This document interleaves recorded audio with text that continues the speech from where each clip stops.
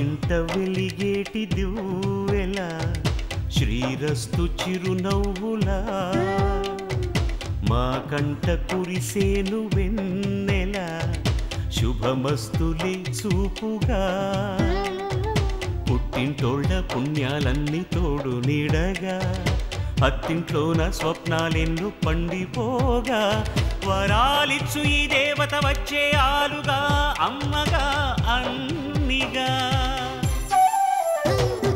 మా ఇంట వెలిగేటి దివ్వెల శ్రీరస్తు చిరునవ్వులా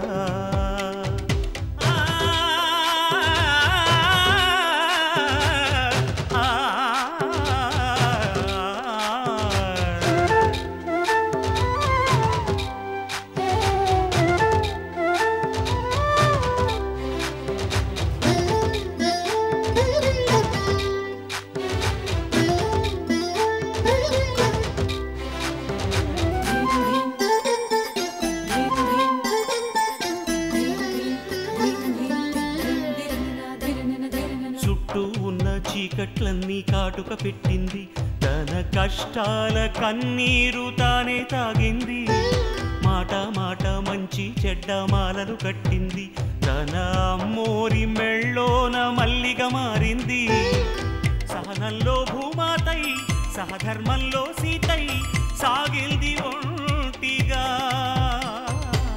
పగలంతా ఇల్లాలై పతి కోరే ప్రియురాలై పండింది ఆ దేవతే మాకు ప్రేమాంకితం చేసేలి జీవితం ఎన్నడు మా ఇంట వెలిగేటి దివ్వెల శ్రీరస్తు చిరునవ్వులా మా కంట కురిసేను వెన్నెల శుభమస్తులే చూపుగా పుట్టింటోళ్ళ పుణ్యాలన్నీ తోడు నీడగా అత్తింట్లోన స్వప్నాలెన్నో పండిపోగా వరాలిచ్చు ఈ దేవత వచ్చే ఆలుగా అమ్మగా అన్నిగా మా ఇంట వెలిగేటి దివ్వెల శ్రీరస్తు చిరునవ్వులా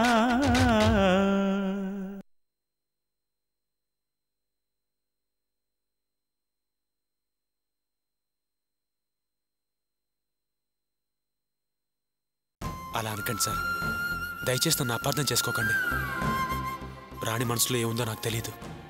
ఆకాశ్ విషయం ఆలస్యంగా తెలిసింది. తెలిసిన తర్వాత నా చెల్లెలు అన్నయ్య నేను తప్పు చేశాను, నువ్వు చెప్పిన మాటే వింటాను, ఆ అబ్బాయిని మర్చిపోతాను అంది. అందుకే ఆ నమ్మకంతోనే మీరు చెప్పిన సంబంధాన్ని ఒప్పుకున్నాను. అంతేకాని మిమ్మల్ని మోసం చేయాలని మాత్రం కాదు సార్. ఎన్నైనా చెప్తావయ్యా, నిన్ను నమ్మినందుకు మంచి గుణపాఠమే చెప్పావు. అయినా మిడిల్ క్లాస్ వాళ్లకు ఆశలు ఆరాటలు ఎక్కువే అంటారు. అది నువ్వు నిజం చేశావు.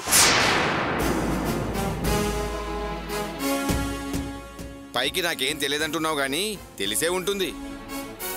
నీ చెల్లెలు చూసిన సంబంధం నేను తెచ్చిన సంబంధం కంటే చాలా గొప్పదై ఉంటుంది. సొమ్ము మీద ఆశ లేకుండా ఎలా ఉంటుంది? అందుకే ఆ సంబంధానికి గ్రీన్ సిగ్నల్ ఇచ్చి నాకు డైవర్షన్ బోర్డు చూపిస్తున్నావు. నన్ను మీరు చిన్నప్పటి నుంచి చూస్తున్నారు. నా గురించి మీరు ఇలా ఆలోచిస్తున్నారంటే చాలా బాధగా ఉంది సార్.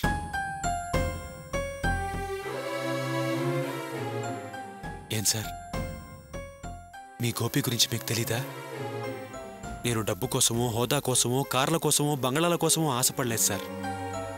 మీకు విషయం చెప్పాలి, నా చెల్లెలు ప్రేమించిన ఆకాష్ కూడా పెద్ద గొప్పవాడేం కాదు సార్, మధ్యతరగతి వాడు. వాళ్ళిద్దరూ ఒకళ్ళనొకళ్ళు మనస్ఫూర్తిగా ప్రేమించుకున్నారన్న ఒకే ఒక కారణంతో వాళ్ళిద్దరికీ పెళ్లి చేస్తానని మాటిచ్చాను.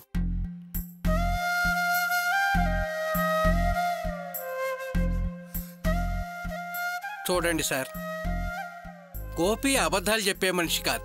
వాడు ఆనాడు ఏనాడు కూడా మీకు అబద్ధాలు చెప్పట్లేదు. మిమ్మల్ని మోసం చేయాలని వాడికే కాదు, మాకెవరికీ లేదు. రాణి విషయం మాకు కొంచెం లేటుగా తెలిసింది. రాణికి ఇవాళే నిశ్చితార్థం అని చెప్పగానే అర్చన రాణిని బయటికి తీసుకెళ్లాల్సి వచ్చింది. అవునండి, ఇందులో ఈయన తప్పేం లేదు. రాణి కూడా తనకు తానుగా అక్కడికి వెళ్ళలేదు. రాణి మనసుని తెలుసుకున్న నేనే ఈ పరిస్థితిలో ఏం చెయ్యాలో తెలియక ఇలాంటి నిర్ణయం తీసుకున్నాను. రాణి తన ప్రేమని మనసులోనే పెట్టుకుని మదన పడుతుంది. దాన్ని నేను గ్రహించాను. ఈ విషయాన్ని ఆయనతో చెప్పి నచ్చ చెప్పాలని ఎన్నోసార్లు ప్రయత్నించాను. కానీ ఈయనే నా చెల్లెలు నాకు మాటిచ్చింది, నా నమ్మకాన్ని వమ్ము చేయదు అని నా మాటల్ని కొట్టిపారేశారు. తనలో తానే కుమిలిపోతున్న రాణిని నేను చూడలేకపోయాను. మానసికంగా నలిగిపోతున్న రాణికి న్యాయం చేయాలనే నేను ఇలాంటి నిర్ణయం తీసుకున్నాను. నువ్వు ఎవరిని ప్రేమిస్తే ఏంటి, డబ్బున్న వాడిని పెళ్లి చేసుకోవాలి అని డబ్బుకి ఆశపడే మనిషి కాదు ఈయన. ఆయన మనస్తత్వం ఏంటో మాకందరికీ తెలుసు. మీరు ఒకరినొకరు బాగా సమర్థించుకుంటున్నారు, మంచి కారణాలే చెప్తున్నారు. కానీ ఆ పెళ్లి కొడుకు వాళ్ళు వచ్చి నా ఇంట్లో కూర్చున్నారు. దానికి నేనేం సమాధానం చెప్పాలి? వాళ్ళ ముందు తలెత్తుకొని మాట్లాడగలనా? సార్, తప్పు జరిగింది, అది నా వల్లే. ఒప్పుకుంటున్నాను సార్. దయచేసి జరిగిన దానికి నన్ను క్షమించండి సార్. నువ్వు క్షమాపణలు అడుగుతావు కానీ నేను ఎలా క్షమించగలను? నమ్మకంగా మాట్లాడి నన్ను నట్టెట్లో ముంచావు, నలుగురిలో తలదించుకునేలా చేశావు సార్. ఇక నువ్వేం చెప్పొద్దు. జీవితంలో మర్చిపోలేని గుణపాఠం చెప్పావు. బాగుందయ్యా, హాయిగా ఉండండి, సంతోషంగా ఉండు.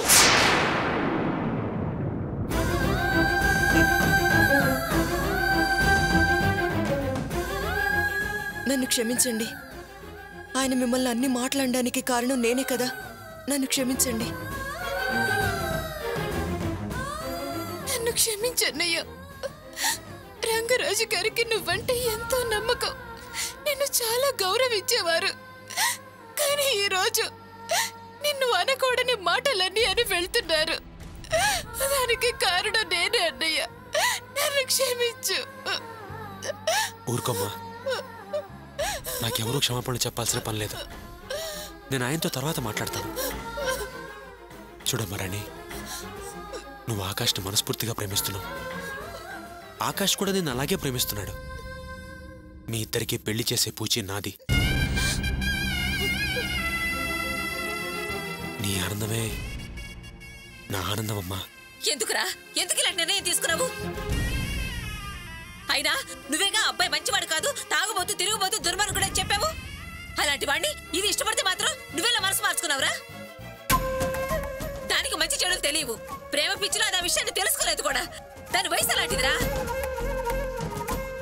నాలుగు తగిలిచ్చి దానికి బుద్ధి చెప్పి మన దానికి తేవాలి కానీ అది ఇష్టపడింది కదా అని మనకు తప్పు చేస్తావా? వెళ్ళరా, వెళ్ళి ఆయన్ని బతిలాడి జరిగిందేదో జరిగిపోయింది, కాస్తంత పెద్ద మనసు చేసుకుని ఈ సంబంధం కుదిరేటట్టు చేయమని ఆయనతో చెప్పరా. వెళ్ళరా. ఏంటమ్మా మాటలు? దీని మనసులో ఆకాష్ ఉన్నాడని తెలిసిన తర్వాత కూడా వేరే అబ్బాయికి ఇచ్చి దీన్ని పెళ్లి చేసి దీన్ని గొంతుకోయమంటావా? చెప్తున్నాను కదా, అప్పుడు నేను ఆకాష్ గురించి తప్పుగా అర్థం చేసుకున్నాను. కానీ ఆ తర్వాత ఆ అబ్బాయి ఏంటో తెలుసుకున్నాను. అయినా రాణికి ఆకాష్కి పెళ్లి చేస్తానని నేను మాటిచ్చేశాను. అయితే నీకు అమ్మ ఆశల కన్నా నీ మాటే ముఖ్యమా? ఇచ్చిన మాట గురించి మాట్లాడలేదమ్మా. అదేం గొప్ప విషయం కాదు. నేను మహానుభావుడిని అంతకన్నా కాదు. ఇందాక చెప్పా కదా, ఆకాష్ రాణి ఒకళ్ళనొకళ్ళు మనస్ఫూర్తిగా ప్రేమించుకున్నారు. వాళ్ళిద్దరికీ పెళ్లి చేస్తే వాళ్ళు సుఖంగా ఉంటారు. దయచేసి నువ్వు కూడా ఆ విషయాన్ని అర్థం చేసుకుంటే బాగుంటుంది. చూడు భాగ్యం, గోపి మాటిచ్చాడు. రాణి ఆనందంగా ఉంది. అదే కాదు, మేమందరం ఆనందంగా ఉన్నాం. అనవసరంగా ఆశకు పోయి దానికి అన్యాయం చేయకు. అమ్మా, నిర్ణయం తీసేసుకున్నాను. మన రాణికి ఆకాష్కి పెళ్లి జరిపిస్తున్నాను. ఇంకే విషయంలో డిస్కషన్స్ వద్దు. నువ్వు కూడా నీ మనసు మార్చుకుంటే బాగుంటుంది.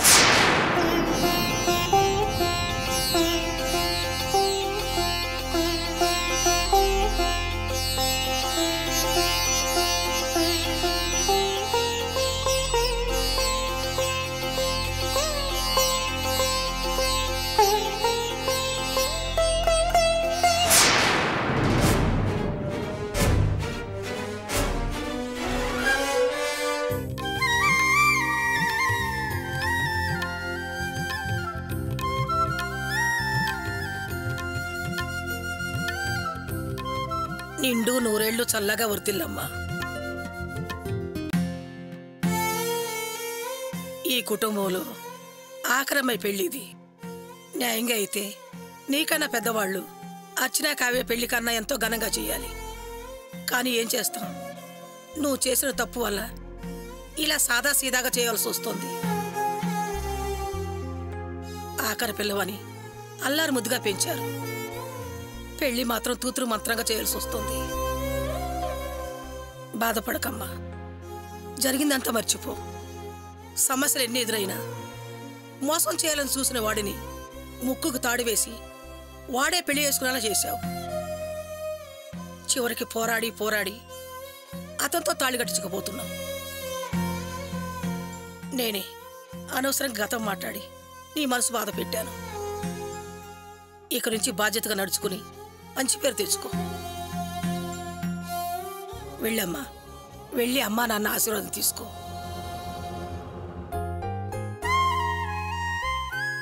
సర్లేలే.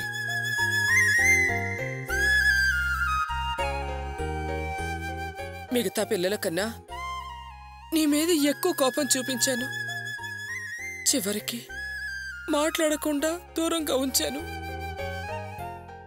ఏం చేసినా ఏమన్నా నేను కన్న తల్లినే. నువ్వు ఏ తప్పు చేసినా కడుపులో పెట్టుకున్నానే.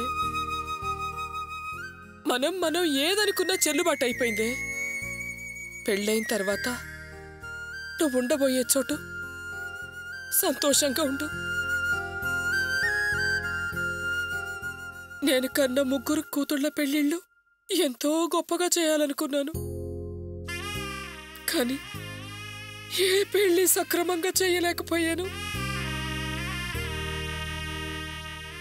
నేను ఏ జన్మలో ఏ పాపం చేశానో తెలీదు. అన్నీ ఏదో ఒక సమస్యతోనే జరపాల్సి వస్తుంది. వరలక్ష్మి, ఈ టైంలో కన్నీళ్ళు ఎందుకు? కళ్ళు తుడుచుకో. ఏడవకుండా ఎలా ఉండగలనొదినా? ఏ చడి చప్పుడు లేకుండా పెళ్లి ఇలా జరుగుతుంటే నా మనసుకి ఎలా ఉంటుందో చెప్పండి. ఇదేమైనా పద్ధతిగా నడుచుకుందా? మనం మన పద్ధతి ప్రకారం పెళ్లి చేయడానికి ఇది దారి తప్పింది. మనం పద్ధతి తప్పాలి అంతే. ఎందుకు అలా మాట్లాడతావు? ఏది ఏమైనా అది ఎంత తప్పు చేసినా నీ తోడబుట్టిన చెల్లెలు కాదా? ఏంటత్తయ్యా నువ్వు? ఇది తోడబుట్టిందా? తోడబుట్టిందనేంత మాత్రాన్ని అన్నీ సహించాలా? భలే చెప్తున్నావు అత్తయ్య. అక్క, వాడు కోపంలో ఉన్నాడు. వాడి కోపం సంగతి నీకు తెలిసిందే కదా, వదిలే. అయినా ఈ సాంప్రదాయాలు చట్టుబండ్లు ఏవి వద్దని నేనే చెప్పాను.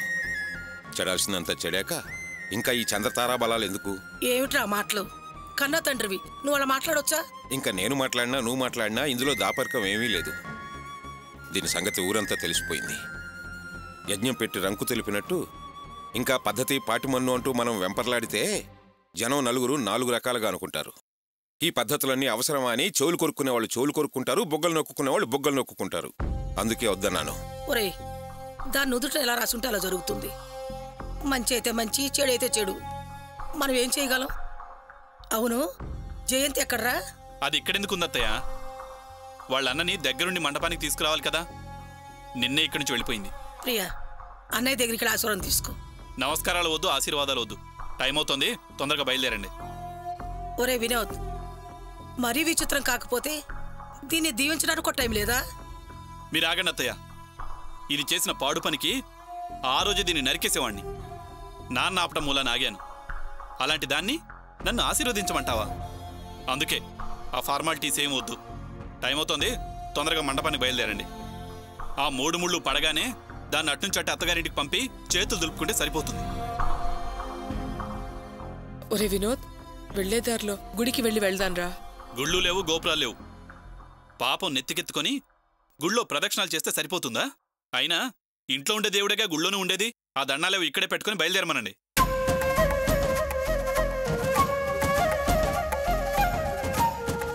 పదమ్మా.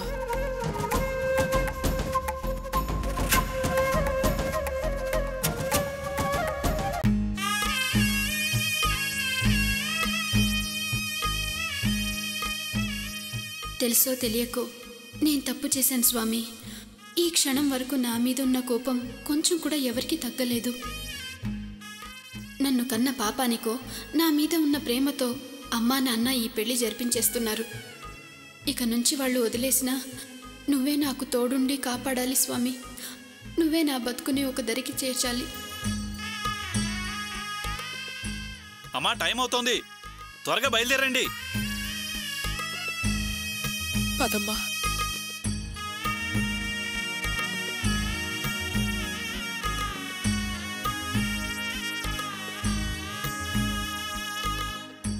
పదండి వదిన గారు, పదండి.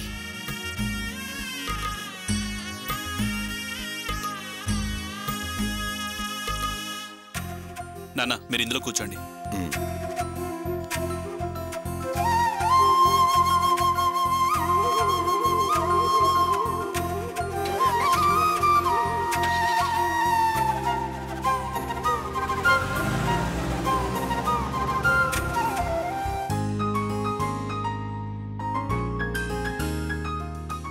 ఉంగరం చాలా బాగుందిరా. కావ్య సెలక్షన్ కదా డాడీ, సూపర్ గా ఉంటుంది. ఎంతైందిరా ఇది? ఎంత లే డాడీ, జస్ట్ 1,20,000 అంతే. ఎంతరా? ఎంతనా? ఎంతమ్మా? 1,20,000 అంతే. 1,00,000 రూపాయలా? ఒరేయ్, నీకేమైనా పిచ్చి పట్టిందా? ఇది పుట్టింటి నుంచి గురిగించేంత బంగారం కూడా తీసుకురాలేదు. నువ్వేంట్రా దాని చెల్లెలి పెళ్లి కోసం లక్షలు ఖర్చు చేస్తున్నా? నేను వద్దనే అన్నానత్తయ్య, కానీ ఆయనే. మాటలతో వద్దంటావు, కళ్ళతో కావాలంటావు. నీ సంగతి నాకు తెలీదా ఏంటి? మామ్, ఇందులో ఒకరు కావాలనుకోవడం మరొకరు వద్దనుకోవడం ఏమీ లేదు. ఇది మన స్టేటస్ కోసం కొన్నాను అంతే. చాలే ఆపరా. పెళ్ళాన్ని బయట పడనీయకుండా బాగానే కవర్ చేస్తున్నావు. మరీ ఇంత చచ్చు సన్నసిలా భార్య చాటు భర్త అవుతావు అనుకోలేదు. స్టాప్ ఇట్ మామ్, అన్నెసరీగా రిటైర్ చేయక. పదని వెళ్దాం. ఎక్కడికి రా? ఎక్కడికేంటి? ప్రియా వెడ్డింగ్ కి. నేను రావటం లేదు. ఏంటి విజయలక్ష్మి నువ్వు అనేది? తెల్లారితే పెళ్లి, వెళ్ళకపోతే ఏం బాగుంటది? ఓ, తెల్లారే కదా పెళ్లి, ఇప్పుడే ఆరాటపడి వెళ్ళాలా? ఒక రిసెప్షన్ అన్నా లేదు. పొద్దున్నే ముహూర్తం టైంకి వెళ్ళి 4 బియ్యపు గింజలేసి వస్తే సరిపోతుంది. What is this mom? నువ్వు పోను తెలివి తక్కువ దానిలో బిహేవ్ చేస్తున్నావు. ఏంట్రా నా తెలివితేటలు నేర్చుతున్నావు? ఓ ఎగేసుకెళ్ళడానికి అదేమైనా పద్ధతిగా సాంప్రదాయంగా జరిగే పెళ్ళా? పెళ్లికి ముందే కడుపుతో ఉన్న పిల్లకి పెళ్లి. విజయలక్ష్మి, లోడమని ఏది పడితే వాక్క మంచి మాటలు మాట్లాడో రాదా నీకు? శుభకార్యానికి వెళ్ళడానికి ఎందుకులే రాధాంతం చేస్తున్నావు? నేనేం రాధాంతం చేయటం లేదు, మీరే ఆ పనికి మాలిన పెళ్లికి ఆరాట పడుతున్నారు. నేనేం ఆరాట పట్టలేదే. మీరు వెళ్తే వెళ్ళండి, నేను రాను. ఏవే, రేపు పెళ్లి టైం కన్నా వస్తావా? దేనికి రాను. వాళ్ళు మన వియ్యాలవారే. అవునవును, గొప్ప వియ్యాలవారు. పోయి భలే కుటుంబంతో వియ్యం అందుకున్నాంలే. ఎందుకు అందుకున్నావని తల పట్టుకుని కూర్చోవలసి వస్తుంది. నేను రాను, వెళ్తే మీరు వెళ్ళండి. అది మారదు, దాన్ని మనం మార్చలేం. మనం వెళ్దాం పదండి. కావ్య, మమ్మీ అంతే, ఎప్పుడు తెలివి తక్కువ దానిలో మాడుతుంది. నేను వెళ్ళి ఫ్రెష్ వస్తాను, కలిసి వెళ్దాం.